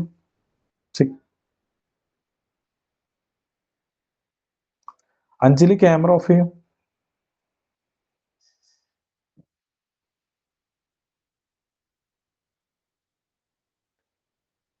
Okay, okay. ഈ ഓംബുഡ്സ്മാനും അതുപോലെ തന്നെ അപ്പലേറ്റ് ട്രിബ്യൂണലും ഞാൻ നേരത്തെ പറഞ്ഞ കാര്യമാണ്. അതായത് ഒരു ഓംബുഡ്സ്മാനെ പഞ്ചായത്തിലെ ഉദ്യോഗസ്ഥർ നടത്തിയിട്ടുള്ള അഴിമതി അങ്ങനത്തെ കാര്യങ്ങളൊക്കെ എന്താ പറയുക അതിന് ഒരു നടപടി എടുക്കാൻ പറ്റും. അതേപോലെ തന്നെ അപ്പലേറ്റ് ട്രിബ്യൂണലിൽ എന്താ സംഭവം എന്ന് വിചാരിച്ചു കഴിഞ്ഞാൽ പഞ്ചായത്ത് എടുക്കുന്ന ഡിസിഷൻ ഉണ്ടല്ലോ, ഭരണസമിതി എടുക്കുന്ന ഡിസിഷൻസ്, ചില സ്ഥലങ്ങളിൽ ലൈസൻസ് കൊടുക്കണ്ട, ചില സ്ഥലങ്ങളിൽ ലൈസൻസ് കൊടുക്കാം, അത്തരത്തിലുള്ള കാര്യങ്ങൾ ഉണ്ടെങ്കിൽ അതിൽ ഒരു എന്താ പറയാ ഒരു ജസ്റ്റിസ് ഇല്ലാത്ത രീതിയിൽ അല്ലെങ്കിൽ ഏതെങ്കിലും ആർബിട്രറി ആയിട്ട് എടുക്കുന്ന തീരുമാനങ്ങൾക്ക് എതിരെ അപ്പീൽ പോവുക, ഇതൊക്കെ ആരാണ് നിയന്ത്രിക്കുന്നത്?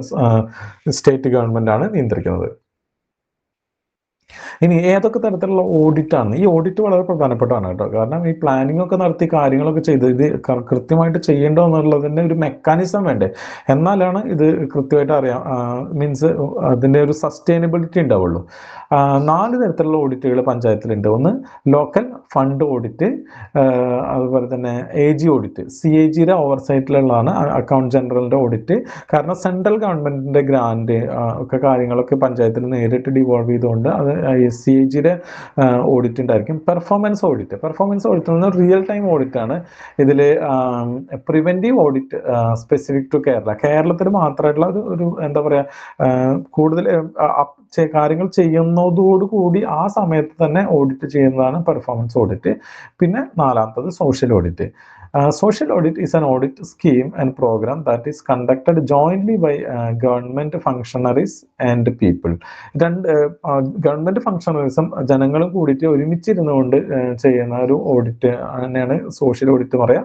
ഇത് പ്രത്യേകിച്ച് ഇത് അതായത് ആരാണോ ബെനിഫിഷ്യറീസ് അവർ കൃത്യമായിട്ട് ഇവർക്ക് എല്ലാവർക്കും കിട്ടിയിട്ടുണ്ടോ, അതുപോലെ തന്നെ ഈ പ്രവർത്തനം ഒറിജിനലി പറഞ്ഞ പോലെ തന്നെയാണോ നടന്നത് എന്നൊക്കെ ചെയ്യുന്ന ഒരു പ്രോഗ്രാമാണ് സോഷ്യൽ ഓഡിറ്റ്. സോഷ്യൽ ഓഡിറ്റ് വളരെ കൂടുതലായിട്ട് നമ്മുടെ നാട്ടിൽ ഇൻസ്റ്റിറ്റ്യൂഷണൽ ആവാൻ കാരണം ഈ പറഞ്ഞ തൊഴിലുറപ്പ് പദ്ധതിയാണ്. തൊഴിലുറപ്പ് പദ്ധതിയുടെ ഭാഗമായിട്ടാണ് സോഷ്യൽ ഓഡിറ്റ് കൂടുതൽ നമ്മുടെ നാട്ടിലൊക്കെ എന്താ പറയുക കൂടുതൽ പ്രചാരത്തിലായത്. അതുപോലെ ഞാൻ നേരത്തെ പറഞ്ഞ ട്രാൻസ്പെറൻസി, റൈറ്റ് ടു ഇൻഫർമേഷൻ. ഈ പഞ്ചായത്ത് രാജിൽ തന്നെ ഒരു റൈറ്റ് ടു നോ എന്ന് പറഞ്ഞ ഒരു ഓപ്ഷൻ ഉണ്ട്.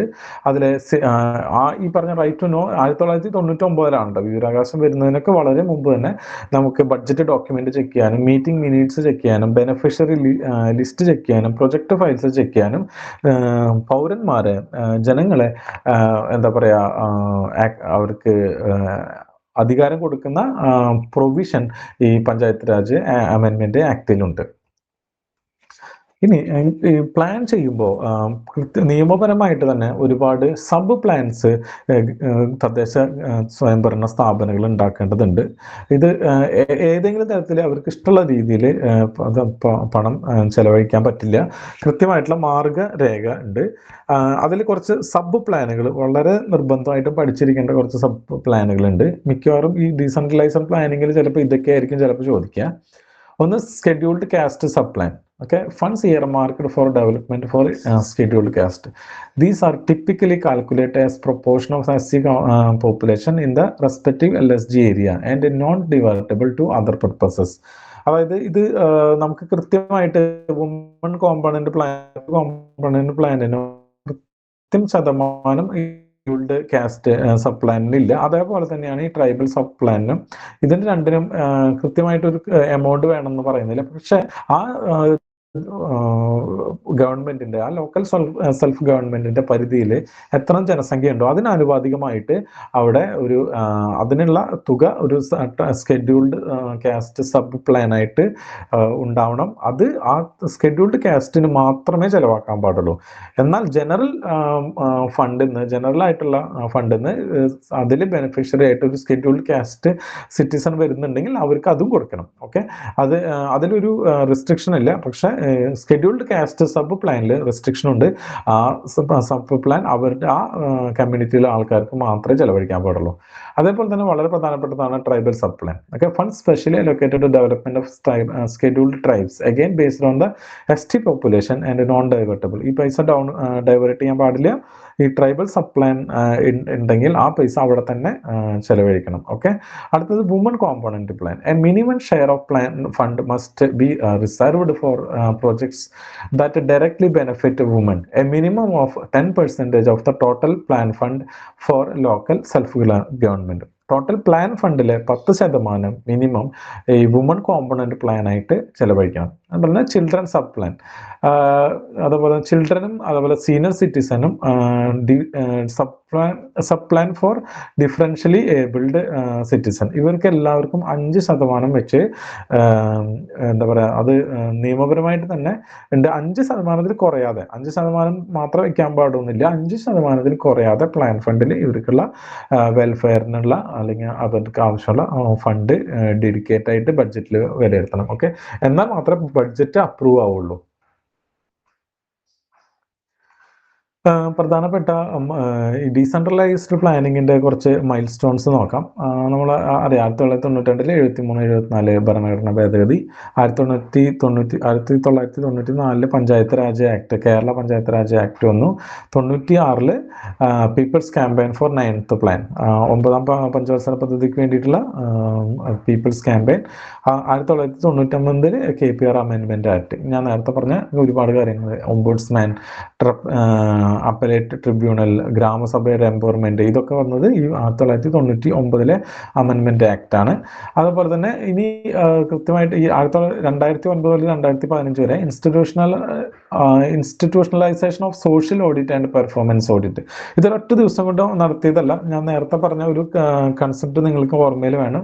നമ്മളുടേത് വേറെ മോഡലുകളൊന്നും ഇല്ലാത്തത് കൊണ്ട് ഒരു ലേണിംഗ് ബൈ ഡൂയിങ് ആയിട്ടാണ് ചെയ്യുന്നത്. അപ്പം എന്താ പറയുക, വർഷങ്ങളായിട്ട് അത് പിന്നെ ഒരു ഇൻസ്റ്റിറ്റ്യൂഷണലൈസ് ആയിട്ട് വരികയാണ് ചെയ്യുന്നത്. ഓക്കെ, 2020 വളരെ പ്രധാനപ്പെട്ട ഒരു കാര്യമുള്ളത്, disaster resilience integrated in LSG plan. Okay, Kerala becomes the first state to mandate a local disaster preparedness plan. 2020 January മുതൽ മാർച്ച് വരെയാണെന്ന് തോന്നുന്നു. ഓരോ പഞ്ചായത്തിനും ഓരോ ലോക്കൽ സെൽഫ് ഗവൺമെന്റിനും അവരുടേതായിട്ടുള്ള ഒരു ഡിസാസ്റ്റർ പ്ലാൻ ഉണ്ടായിരിക്കണം, നിർബന്ധമാണ്. ഓക്കെ, ഡിസാസ്റ്റർ പ്രിപ്പയർഡ്നെസ് പ്ലാൻ ഉണ്ടായിരിക്കണം. ഇത് ഒരു ഡീസെൻട്രലൈസ്ഡ് പ്ലാനിങ്ങിന്റെ ഭാഗമായിട്ട് നിർബന്ധമായിട്ട് ചെയ്യിച്ചതാണ്. കേരളമാണ് ആദ്യത്തെ ഒരു ഇന്ത്യൻ സംസ്ഥാനം ഇത്തരത്തില് എല്ലാ എന്താ പറയാ തദ്ദേശ സ്വയംഭരണ സ്ഥാപനങ്ങളിലും ഇത്തരത്തില് എന്താ പറയാ പ്ലാൻ ഉള്ള, ഡിസാസ്റ്റർ പ്രിപ്പയർഡ്നെസ് പ്ലാൻ ഉള്ള ഒരു സംസ്ഥാനം. ഓക്കെ, അത് വളരെ പ്രധാനപ്പെട്ടാണ് കേട്ടോ.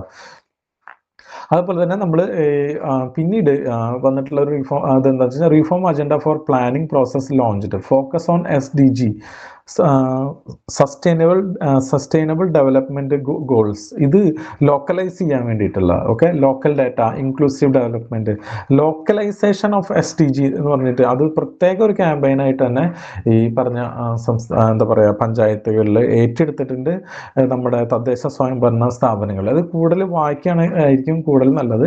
Localisation of SDG, okay, sustainable development goals. ഇതൊക്കെ ലേറ്റസ്റ്റ് ട്രെൻഡാണ്. ഇതെന്നൊക്കെയാണ് ക്വസ്റ്റ്യൻസ് വരാൻ സാധ്യതയുള്ളത്. ഓക്കെ, അതുപോലെ തന്നെ district resource centres established, technical and mentoring support for local plan preparation in all 14 districts. 2023 നമ്മളത് ചെയ്തത്. എല്ലാ ജില്ലകളിലും എന്താ പറയുക ജില്ലാ വിഭവ കേന്ദ്രം അല്ലെങ്കിൽ ജില്ലാ റിസോഴ്സ് സെന്റേഴ്സ് എസ്റ്റാബ്ലിഷ് ചെയ്തു. ഇത് എന്തിനു വേണ്ടിയിട്ടാണ്? Technical and mentoring support. Technical support പ്ലാനിന് ഞാൻ നേരത്തെ പറഞ്ഞല്ലോ, പ്ലാനുകൾ ഉണ്ടാക്കാനുള്ള ഒരു ടെക്നിക്കൽ സപ്പോർട്ട്. ഇതൊക്കെ ഒരു എന്താ പറയുക കുറച്ച് ടെക്നിക്കാലിറ്റി കൂടിയതാണ്, വളരെ കൃത്യതയോട് കൂടിയിട്ട് ചെയ്യേണ്ടതാണ്. അതും ഒരുപാട് സ്ഥലങ്ങളിൽ എല്ലാ ആൾക്കാർക്കും ഇതിനെക്കുറിച്ച് വ്യക്തമായ ധാരണ ഉണ്ടാവില്ല. ഇതിനൊക്കെ കപ്പാസിറ്റി ബിൽഡിങ് ഇപ്പോൾ ഏതെങ്കിലും കില പോലെയുള്ള ഒരു ഒറ്റ സ്ഥാപനത്തിന് ചിലപ്പോൾ ഏറ്റെടുത്ത് നടത്താൻ സാധിക്കില്ല. ഓക്കെ, അതുപോലെ തന്നെ യൂണിഫൈഡ് LSG ഡിപ്പാർട്ട്മെന്റ് റീഫോംസ്, നമ്മൾ government stream lining four better decentralised functioning. ഇത് മറ്റേ LSG ഡിപ്പാർട്ട്മെന്റ് ഉണ്ടാക്കിയതാണ്. അതൊന്നും അത്ര കാര്യമില്ല. പക്ഷെ ഈ പറഞ്ഞ 3 പോയിന്റുകൾ ഉണ്ടല്ലോ, disaster resilience integrated in LSG plans, ഇത് അതുപോലെ reform agenda for planning process, ഈ localisation of sustainable development goals, അതേപോലെ ഇതൊന്നും കൂടുതലായിട്ട് ഒരു ഫർദർ റീഡിങ് നിങ്ങൾ നടത്തണം. ഓക്കെ, ഞാനിത് ഈ 2-3 പോയിന്റുകൾ മാത്രം പഠിച്ചാൽ പോരാ. ഇത്രയാണ് ഇതിൽ പറയാനുള്ളത്.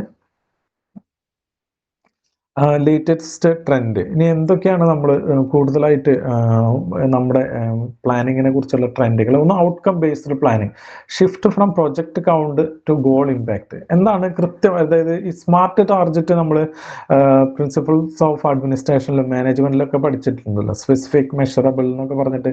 ആ രീതിയിൽ കൃത്യമായിട്ട് എന്താണ് കൃത്യമായിട്ടൊരു ഔട്ട്കം ഉണ്ടാവും എന്നുള്ള രീതിയിലുള്ള ഔട്ട്കം ബേസ്ഡ് പ്ലാനിങ് ആണ് നമ്മൾ ചെയ്യുന്നത്. അതേപോലെ തന്നെ data driven planning, planning, use of local level statistics, അതുപോലെ GIS, അതുപോലെ പോവർട്ടി മാപ്സ്, ഇതൊക്കെ ഉപയോഗിച്ചിട്ടാണ് ഇപ്പോഴത്തെ നമ്മുടെ പ്ലാനിങ്. ഡിജിറ്റലൈസേഷൻ അറിയാലോ, സ്മാർട്ട് വന്നു, അതുപോലെ real time dashboards, mobile applications, ഈ എന്താ പറയുക, ഈ വേസ്റ്റ് മാനേജ്മെന്റിന് ഒക്കെ ഇപ്പോൾ അറിയാലോ, ഹരിതകർമ്മസേന വരെ ഈ മൊബൈൽ ആപ്ലിക്കേഷനൊക്കെ ആണ് ഉപയോഗിക്കുന്നത്. ഈ ഫില്ലിങ്, അത്തരത്തിലുള്ള കാര്യങ്ങൾ ഡിജിറ്റലൈസ് ചെയ്തിട്ട്, കൂടുതൽ ഡിജിറ്റലൈസ് ചെയ്ത് ഇതിനെ കുറിച്ച് കിട്ടാവുന്ന കാര്യങ്ങൾ നിങ്ങൾ കൂടുതലായിട്ട് വായിക്കണം. കറണ്ട് അഫയേഴ്സ് ആയിരിക്കണം ഇതൊക്കെ എന്താ പറയാ ചോദ്യം വരാൻ സാധ്യത. അപ്പൊ അതുകൊണ്ട് ഈ വെറുതെ ഏതെങ്കിലും ഒരു PPT വായിച്ച് പഠിച്ചു എന്ന് പറഞ്ഞിട്ട് ഇരിക്കരുത്. ഇതിനെ കുറിച്ചുള്ള എന്തെങ്കിലുമൊക്കെ വാർത്ത വരിക ആനുകാലികയാണെങ്കിൽ അതും കൂടി വായിക്കണം. ഓക്കെ. അതുപോലെ ക്ലൈമറ്റ് ആൻഡ് ഡിസാസ്റ്റർ റെസിലിയൻസ് അന്ന് നേരത്തെ പറഞ്ഞല്ലോ, നമുക്ക് ഒരുപാട് കാര്യങ്ങളുണ്ട്. ഹീറ്റ് അത് കഴിഞ്ഞാൽ ഉടനെ തന്നെ അടുത്ത ദിവസം ഫ്ലഡ് വരും, പിന്നെ അടുത്ത ദിവസം പാൻഡമിക് വരും. വലിയ പ്രശ്നമാണ് നമ്മുടെ ജീവിതം ഇപ്പൊ കേരളത്തിൽ.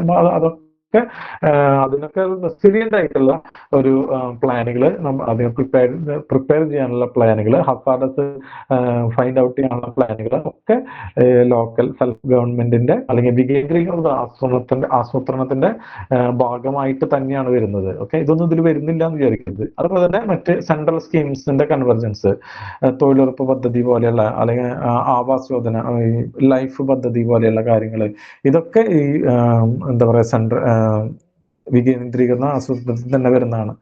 ജെൻഡർ ആൻഡ് ഇൻക്ലൂഷൻ ഫോക്കസ് നമ്മൾ പറഞ്ഞിട്ടുണ്ടായിരുന്നല്ലോ. ഈ സബ് പ്ലാൻസുകൾ, SAST, woman component, PWD, children welfare, ഇതൊക്കെ നമ്മുടെ വികേന്ദ്രീകൃത ആസൂത്രണത്തിൽ വരുന്നതാണ്. ഓക്കെ, ഇത്രയാണ് പറയാനുള്ളത്. എന്തെങ്കിലും ഡൗട്ട് ഉണ്ടോ?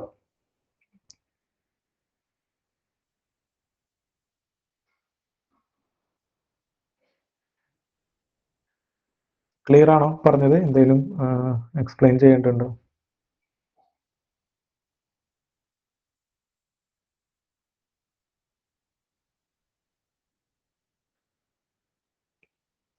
ഓക്കെ, അപ്പോൾ താങ്ക് യു. ഞാൻ നേരത്തെ പറഞ്ഞല്ലോ, ഇത് വളരെ കംപ്ലീറ്റ് ആണെന്നുള്ള ഒരു അവകാശവാദമൊന്നുമില്ല. ഞാൻ പറഞ്ഞ മേഖലയിലെങ്കിലും ശ്രദ്ധിച്ച് ഏതെങ്കിലും കറണ്ട് അഫയേഴ്സ് കാര്യങ്ങളൊക്കെ ഒന്ന് ശ്രദ്ധിച്ചോളാം. പഞ്ചായത്ത് വാർഡ് ഡീലിമിറ്റേഷനെ കുറിച്ച് എന്തായാലും ഇതിൽ ചോദിക്കാൻ സാധ്യതയില്ല. വേണമെങ്കിൽ ഡീലിമിറ്റേഷന്റെ ചെയർമാൻ ഷാജഹാനോ, അതൊക്കെയാണ് റിലേറ്റഡ്. ആ ആളുടെ പേര് മാത്രമല്ലേ ചോദിക്കാൻ സാധ്യതയുള്ളൂ, അതല്ലാതെ പിന്നെ എന്താ ചോദിക്കാൻ ഡീലിമിറ്റേഷനും പഞ്ചായത്തിന്റെ ഡീസെൻട്രലൈസ്ഡ് പ്ലാനിങ്ങും തമ്മിൽ കണക്ട് ചെയ്യുന്ന ഏതെങ്കിലും കാര്യങ്ങളുണ്ടോ? മാത്രല്ല, ഇതിൽ നമുക്ക് പുതിയ ലോക്കൽ സെൽഫ് ഗവൺമെന്റ് ഒന്നും ജനറേറ്റ് ആയില്ല ആ ഡീലിമിറ്റേഷനിൽ. എന്താ ചെയ്തത്, ആ വാർഡുകൾ കൂട്ടി എന്നുള്ളതാണ് ഉണ്ടായത്. അപ്പൊ അതുകൊണ്ട് തന്നെ പഠിക്കേണ്ട ഒരു പോയിന്റ് എനിക്ക് വരുന്നില്ല. എനിക്ക് തോന്നുന്നു ഡീലിമിറ്റേഷൻ ചെയർമാൻ വേണമെങ്കിൽ പഠിച്ചു വെച്ചേക്ക്. ഈ ഒരു നോളജ് ഉള്ളത് നല്ലതാണ്. നമുക്ക് പുതിയ ലോക്കൽ സെൽഫ് ഗവൺമെന്റുകൾ ഒന്നും തന്നെ കൂട്ടിയില്ല, പുതിയ കോർപ്പറേഷൻ കൂട്ടിയില്ല, പുതിയ മുനിസിപ്പാലിറ്റീസ് കൂട്ടിയില്ല, പുതിയ പഞ്ചായത്തുകളും കൂട്ടിയില്ല. പകരം എന്ത് ചെയ്തു, ജനസംഖ്യ കൂടുതലുള്ള സ്ഥലങ്ങളിൽ കുറച്ച് വാർഡുകൾ കൂട്ടി. അപ്പൊ അതുകൊണ്ട് അത് അത്ര വരാൻ സാധ്യതയില്ലെന്നാണ് എൻ്റെ ഒരു നിഗമനം. അത്രേ പറയാൻ പറ്റുള്ളൂ നമുക്ക്. അറിയാലോ PSCയുടെ കാര്യങ്ങൾ. Okay, thank you.